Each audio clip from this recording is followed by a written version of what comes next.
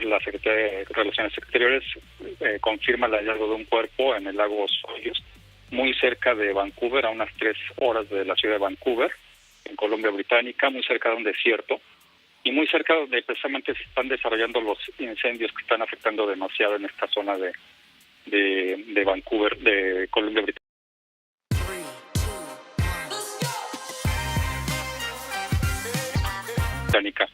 Y la Secretaría de Relaciones Exteriores efectivamente dice que en coordinación con la familia de Carlos Aranda encontraron un cuerpo que coincide con la vestimenta con la que fue visto en la última ocasión Carlos, y desafortunadamente estarán haciendo las pesquisas, los estudios, los análisis necesarios para confirmar esta información.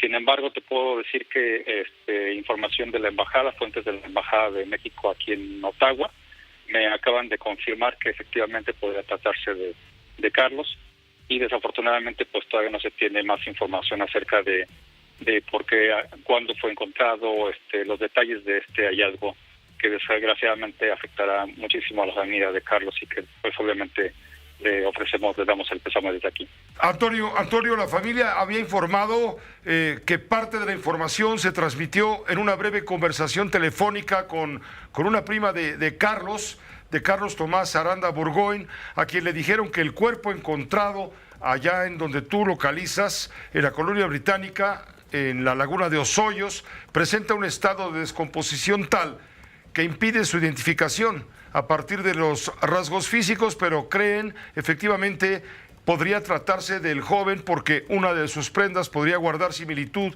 con otra que el mexicano vestía cuando fue visto por última vez, reitero, el pasado 7 de julio. Se explica que se procederán a realizar los estudios pertinentes para determinar la identidad, así como las causas de muerte. Todavía no hay nada confirmado, ni la policía u otra autoridad de Canadá se ha pronunciado de manera institucional sobre este hecho. Lo que ya tenemos en las manos en este momento, Antonio Sánchez, es un breve comunicado de la Secretaría de Relaciones Exteriores, el cual nos dice textual: se informa que la Real Policía Montada de Canadá notificó sobre la localización de un cuerpo en las orillas del lago Osoyoos, con la vestimenta en la que Carlos Tomás Aranda Burgoyne fue visto por última vez el 7 de julio. El médico forense estaría realizando pruebas correspondientes a partir de muestras de ADN para corroborar si en efecto se trata del cuerpo de Carlos Tomás. Antonio, es lo que tenemos al momento. Exactamente, Pepe, es la información que tenemos. Recordaremos también que el 7 de agosto apenas la canciller Alicia Bárcenas se reunió con la familia de Carlos Aranda, y posteriormente la misma familia trató de hacer contacto con el presidente Andrés Manuel López Obrador para presionar un poco en la búsqueda de que se hicieran más. La resolución obedece al recurso de reclamación que presentó el INAI cuando en su momento interpusimos una controversia constitucional por la omisión del Senado de nombrar a las y los comisionados faltantes. Este recurso es contra la negativa a la suspensión que se había dado, y bueno, pues está pendiente, Pepe, que se emita la sentencia del fondo de la controversia constitucional que presentamos. Pero bueno, en el boletín que ya ha emitido la Suprema Corte de Justicia de la Nación se dice que podemos sesionar con 4 integrantes, en tanto se designa un 5º comisionado. Entonces, bueno, pues sigue en la cancha del Senado de la República el nombramiento de los comisionados faltantes. Bien, hay muchos asuntos que han quedado pendientes al no haber podido sesionar el INAI, al haber estado en un receso ejecutivo en lo que se refiere al Pleno. Estamos hablando de marzo 31 de este año, es decir, más de 140 días, Blanca Lilia. Esto sin duda es oxígeno para los objetivos fundamentales establecidos por la ley del Instituto Nacional de Acceso a la Información.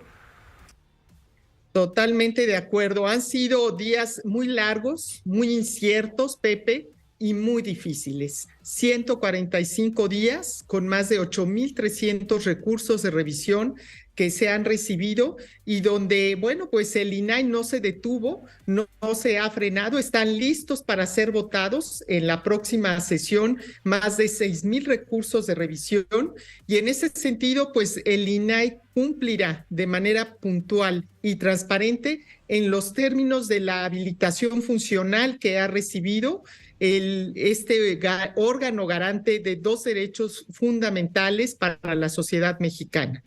Blanca Lilia, esta mañanera, previo al anuncio de la Suprema Corte de Justicia, el presidente de la República hizo referencia al instituto el cual presides y dijo que se trata de una institución tapadera de corruptos. Te lo voy a poner tal y como lo dijo en la mañanera el presidente de la República hoy. Yo no voy a plantear que desaparezca. Ellos tienen que tomar ahí una decisión. Pero sí son excesos. Los crearon para simular de que se estaba combatiendo la corrupción, de que había transparencia y para que nadie se quejara y se prestaran los que ocuparan esos cargos, había que pagarles bien. Entonces ese instituto nos cuesta a todos los mexicanos 1,000 millones de pesos al año. ¿Qué te parece, Blanca Lilia? ¿Qué te parece lo que dice el presidente? ¿Están ustedes ya preparados para los ataques que seguramente continuarán? Mira, el INAI está preparado para servir a la sociedad mexicana. Esa es la vocación social sobre la cual el constituyente crea un instituto técnico imparcial, independiente y autónomo que analice las controversias de los ciudadanos cuando no reciben adecuadamente la información que están solicitando. El INAI, hay que enfatizarlo, Pepe, no sanciona la corrupción. Se han hecho cuestionamientos sobre ello, pero realmente lo que sí podemos hacer, y lo hemos hecho, es hacer pública la información sobre casos de corrupción. Y así ha sucedido. Desde el pasado se han abierto asuntos que tienen que ver con temas que han lastimado a nuestro querido México, como temas del Fobaproa, de la Casa Blanca, de Odebrecht, agronitrogenados y muchos más que podría yo mencionarte, que son temas muy sensibles para todos nosotros. No sé, las masacres de San Fernando y muchas más que desde el pasado han generado que este instituto no sea cómodo para el poder, no nació para ser cómodo para ninguna autoridad. Y así ha sucedido desde hace más de 20 años. El INAI nació para servir a la sociedad y hemos actuado con plena institucionalidad, respetando, por supuesto, las decisiones, los procesos y los tiempos. Por eso es que el INAI también, en el pasado y en el presente, ha abierto información que le pertenece a la gente. Obedecemos a un mandato constitucional y estamos en un país, en un estado de derecho. Por eso creemos que la resolución de la Corte hoy merece un reconocimiento porque triunfa el Estado de Derecho y es una victoria en este diálogo democrático de la ciudad. Mira, en primer lugar yo diría no está amordazada, está impedida de resolver un asunto sobre el cual no tiene facultades. Yo tengo una especial cercanía efectivamente con Yasmín Esquivel desde hace muchos años. Desde muy joven la vi llegar a trabajar a la Procuraduría del entonces Distrito Federal. Yo era su procurador, ella estaba muy joven, empezó trabajando muy duro con un gran profesionalismo. Desde entonces la conozco y ese es uno de los motivos por qué he intervenido en este asunto. Pero otro más, independientemente de esta cercanía, diría yo que parafraseando a Aristóteles, además del respeto, la consideración que le tengo a la ministra, a mi rector de la universidad, es mayor el respeto y la consideración que le tengo a la universidad en la que formo parte como profesor hace casi 50 años y de la que fui abogado general. Y desde el principio, Pepe, recordarás en una entrevista que me hiciste hace meses cuando empezaba este asunto, sí, yo señalé que la universidad no tuvo ni tiene facultades para decidir en esta materia, porque no es asunto de ética, ni siquiera es académico, es político. Desde el principio fue un ataque político contra la ministra, en el cual siempre dije no debió involucrarse la universidad. Y yo siento y lamento que nuestro rector, que entiendo que él es oftalmólogo, no es abogado, pero tenía un buen abogado, Alfredo Sánchez Castañeda, desde enero, diciembre de finales del año pasado. Sánchez Castañeda dijo, como yo lo dije también en aquellas entrevistas, que no tenía la universidad ni legislación aplicable, ni una autoridad con competencia para introducirse en ese lío de carácter político. Te entiendo todo lo que me dices como buen abogado, eres muy discutidor y eso siempre lo serás hasta la tumba, pero vamos, a lo que voy es concretamente, a ver, ¿por qué?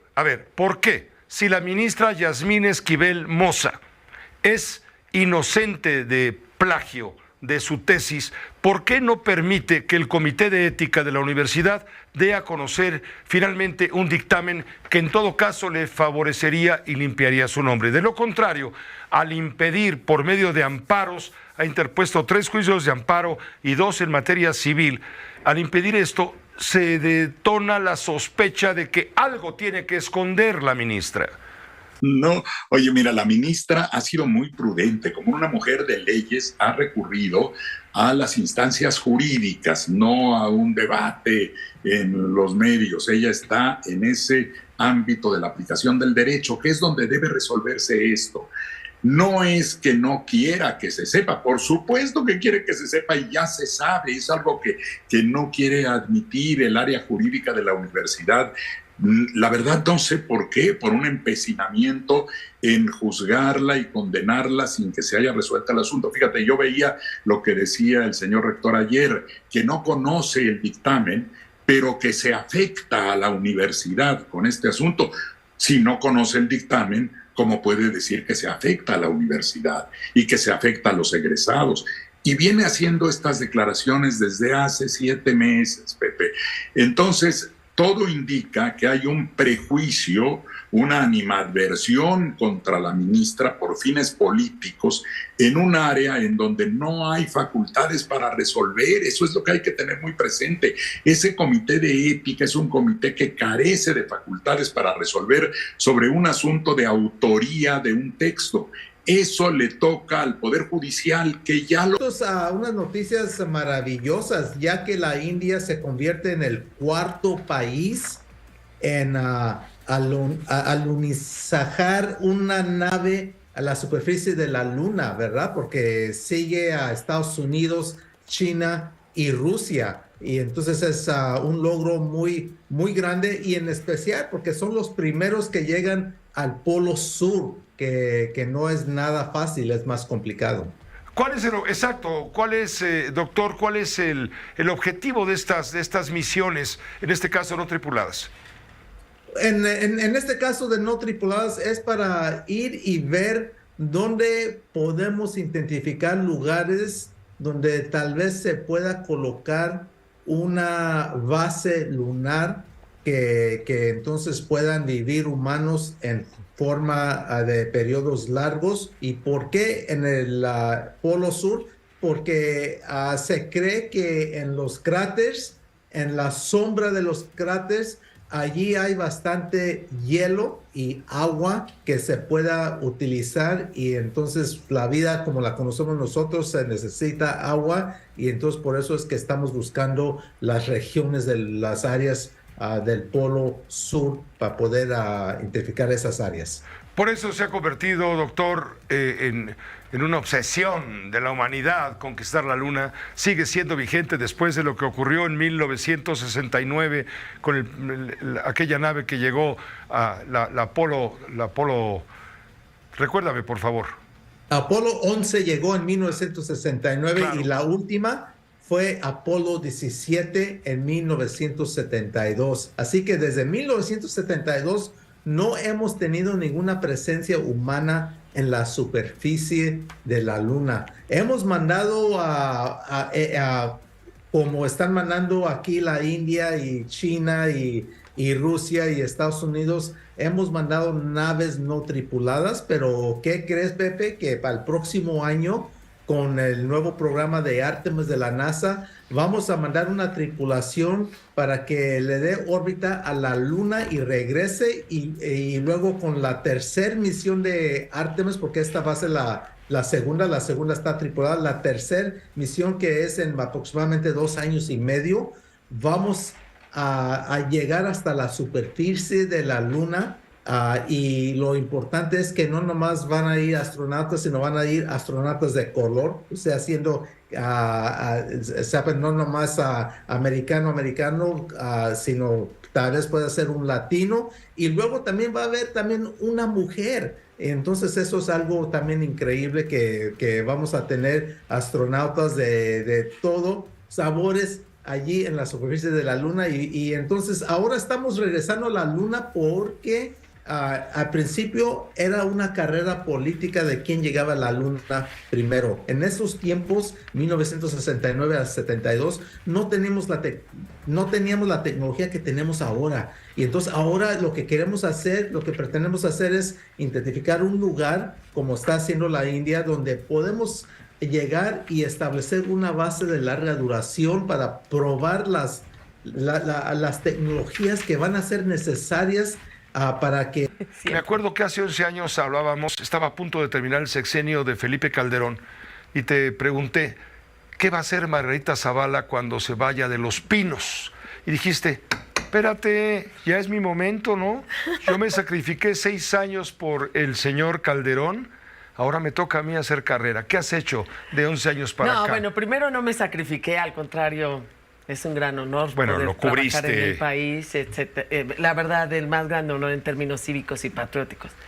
Y bueno, luego busqué una diputación que no fue posible por el propio partido. Luego busqué ser jefe nacional de mi partido y entonces dijeron que no. Y entonces busqué la presidencia de la República. Y después me fui de candidata independiente. Luego hice un partido político que el INE, bajo órdenes del actual presidente, seguramente, pues nos quitó el derecho a competir.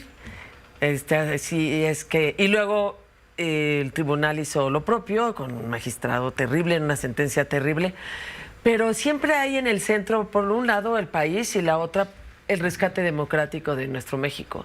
Y afortunadamente también, y agradezco el gesto y la importancia, que el PAN me ofreció una candidatura primero pluri, pero luego por mayoría, que fue la que más me gustó, y me fui por mayoría, ese diputada federal por mayoría. Tú sí la ganaste sí, a ley. Oh, sí. Voto por voto y casilla por casilla. Claro que sí, y como siempre. Y además en un talante democrático del país y particularmente de la alcaldía Miguel Hidalgo, del Distrito 10, que se decidió, había casi ya de arriba de como 80% de haber participado. Sí, sí. Y participó este distrito, tuvo como, ¿qué es también? 63% de participación, cerca del 65%, altísimo.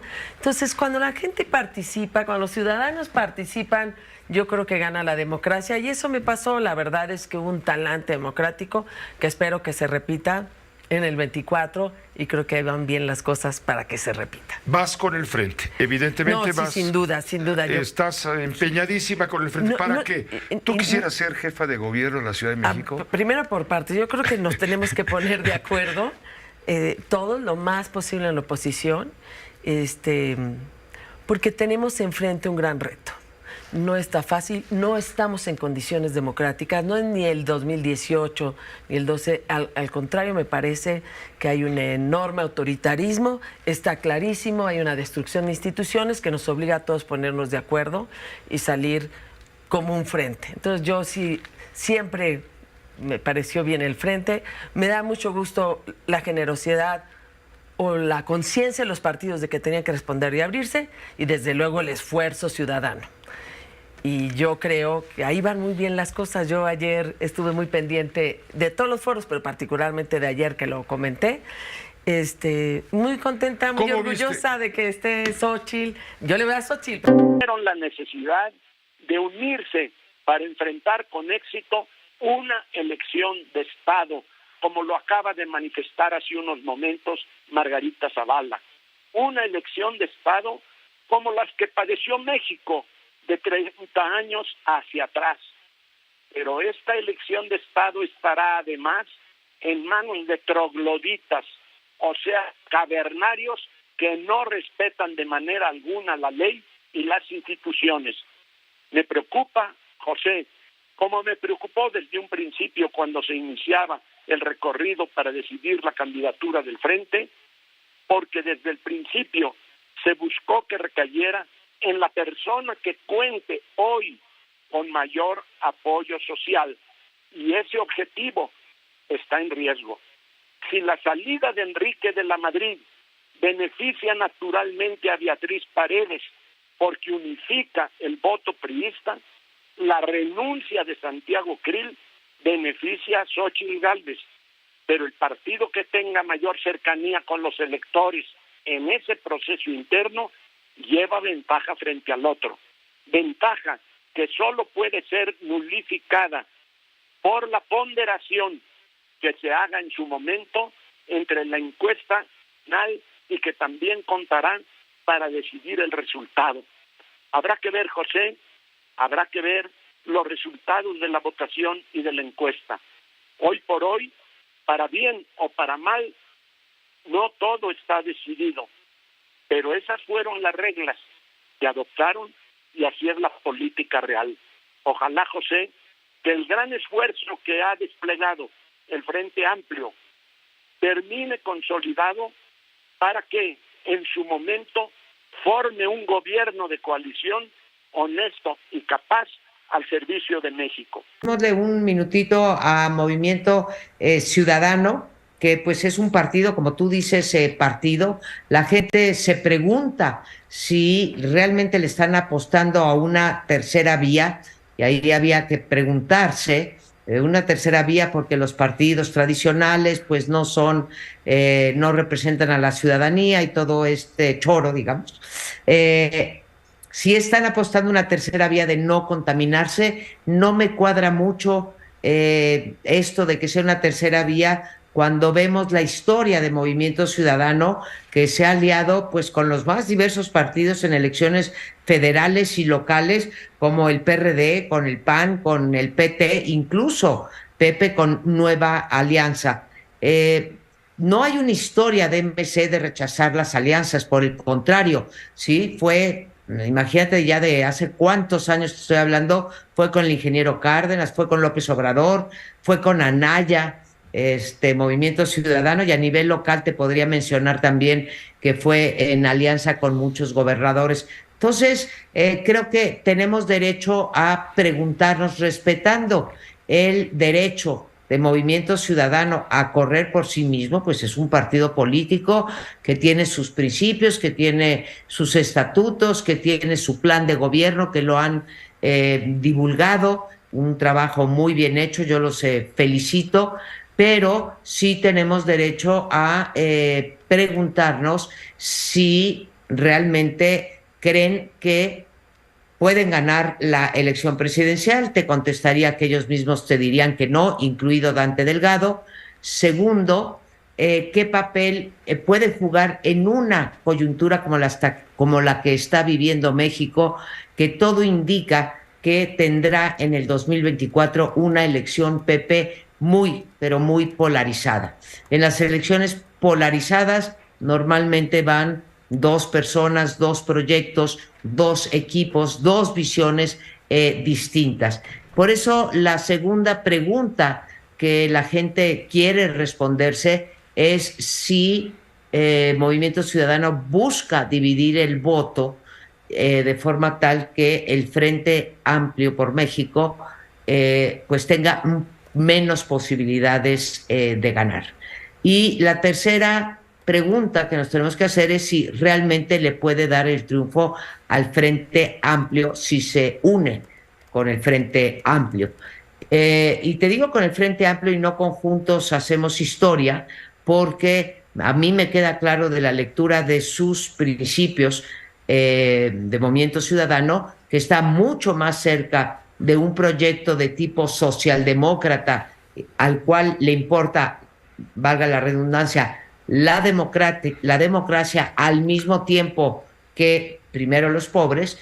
Entonces pues lo veo más cercano ideológica y programáticamente con el Frente Amplio por México. No veo, bueno, las bancadas parlamentarias de Movimiento Ciudadano han votado junto con la oposición durante este gobierno prácticamente en todas las ocasiones. Entonces, esas tres preguntas. ¿Puede ser tercera vía? Y como dice Dante, es el partido que más ha crecido y esperarse hasta el 2030, pues yo no solamente por edad, Pepe, no quisiera, sino por el futuro democrático de México, no quisiera esperarme al 30. Dos, ¿puede contribuir al triunfo del Frente Amplio? Sin duda que puede. Algunas encuestas lo sitúan hasta en menos de 4%, otras le dan hasta el 7%, pero sea 4 o 7, creo que al Frente Amplio le serían indispensables estos puntos, sobre todo en el sentido de que no se desperdicia, ¿no? Vamos a la teoría del voto útil.